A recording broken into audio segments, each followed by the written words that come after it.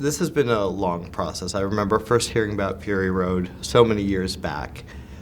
What was the process, and what were some of the changes that went in these past, 10 years, it seems like? More than 10 years when we actually had written the piece and so on, but there were a lot of things that got in the way, and it kept on falling over, and we went on to other movies, and then we got back into it again, and we got rained out of Australia we broke a massive drought in the outback at Broken Hill, and what was flat red earth became a flower garden, and so we moved from the east coast of Australia to the west coast of Africa, Namibia, where it doesn't rain, and then we shot for 130 days, every day a big stunt day, and we eventually brought this thing home. What are the safety precautions? How do you make sure that no one's hurt? Because this is incredible. It's jaw-dropping what you see on screen. You know, with a movie like this where you don't defy the laws of gravity, there are no flying men or spacecraft, you have to do it old school,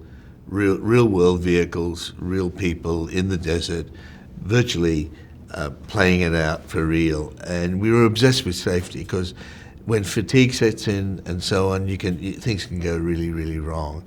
But we had a fantastic crew, rigging crew, special effects crew, stunt crew. Our cast were up for it. They were very athletic cast. You know, Tom had been a rugby player. Charlize has been a ballet dancer, a very fine one, so they're physically disciplined. Same with the rest of the cast, we were able to do it. And the big thing, compared to the old days, you can put cables on people, keep them from falling to their deaths, as it were, so you can play it out on the vehicles, and it's so easy to erase those cables, and that makes a big difference. Plus, we rehearsed everything. I mean, everything you saw was rehearsed and prepared, and that was part of it. Because not only does everything you do need to be predictable, just to keep it safe, but you've got to get it in your cameras.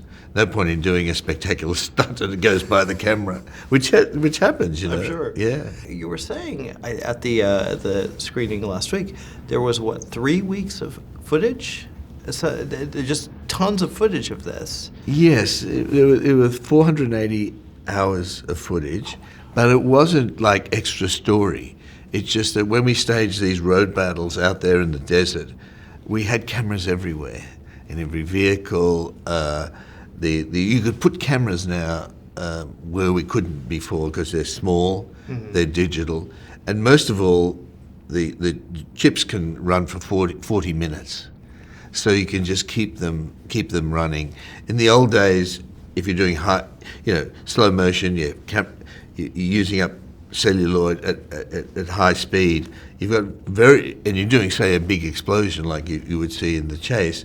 You got very little time for someone to start the camera, let the celluloid go through at the correct speed, and then get out of there. You'd have to get a car and drive them out there very quickly. Well, nowadays you can just let the camera run for 40 minutes or so, and then just take those few seconds you need out of the 40 minutes.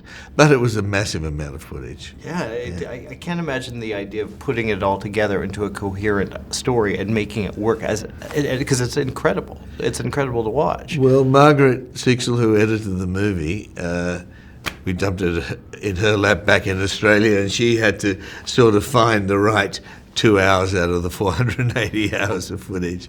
It was a big, like, Rubik's Cube, but we had a plan with the storyboards and so on, and that gave us a cube. But it's a little bit like music. You got to find the right notes, and well, it's a lot like music. It's structured like music. It's visual music. I like to think of these action movies as visual music, and this is kind of a rock and roll opera thing going on here. I would say so. Yeah. Now, with Tom Hardy, when did you know he was Max? When did you know he could fill Mel's shoes? Well, I'd seen Bronson, and I thought that was some performance. And then I also saw Stewart: A Life Backwards, a mini-series he did in Britain with Benedict Cumberbatch, and it was, I couldn't put the two characters together. And then the moment he walked in the door, it reminded me of Mel walking through the door 30 years before. Tom was 6 weeks old when when we first started to shoot the first Mad Max. But he had that same charisma, very lovable and still very dangerous. So there's you're fascinated, watching him because you're not sure what he's going to be doing next. And for a character that says very little, you need a lot of stuff going on inside.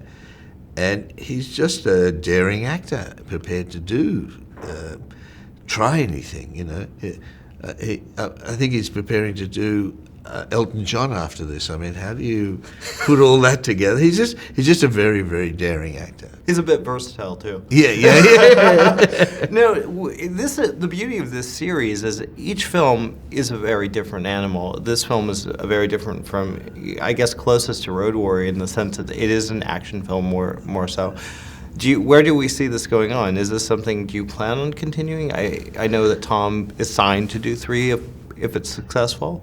Well, we wrote backstories for everything, not only the characters, but for every vehicle, every weapon, how the Citadel came to be, how the Immortan Joe created that sort of empire in the way that he ruled the wasteland.